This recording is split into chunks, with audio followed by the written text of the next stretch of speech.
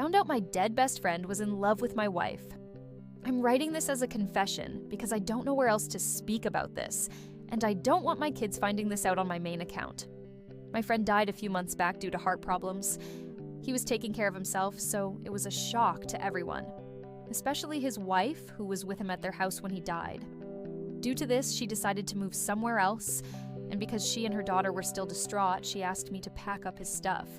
He had some boxes in his basement, and after a while, I started feeling nostalgic and decided to look into them. I found pictures of us from when we were kids all the way to before we got married. That was enough to make me feel bad, and I just got back to taping them up. But one of the boxes seemed to be in much better condition, so I decided to check it in case it was something important. To my surprise, I found out pictures of him and my wife from when we used to hang out together, as well as more recent pictures from family reunions, the most recent being from my wife's birthday party. Alongside the pictures, there were letters that he never sent her. The first one dated 2 months before I met her. The last one was also the same date of her birthday party.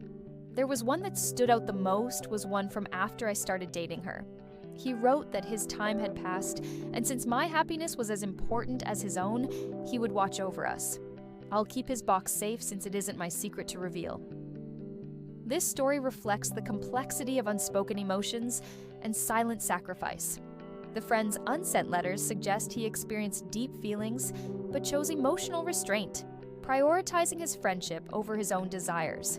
This is a form of altruistic suppression, where someone intentionally hides their feelings to protect others. For the narrator, discovering this after his friend's death creates posthumous emotional conflict. There's no way to confront, clarify, or resolve the truth, which can lead to ambiguous grief, grieving not just the person, but also a new, unexpected version of who they were. It also introduces loyalty versus truth tension. By choosing to keep the secret, the narrator preserves both his marriage and his friend's dignity, but at the cost of carrying that emotional weight alone.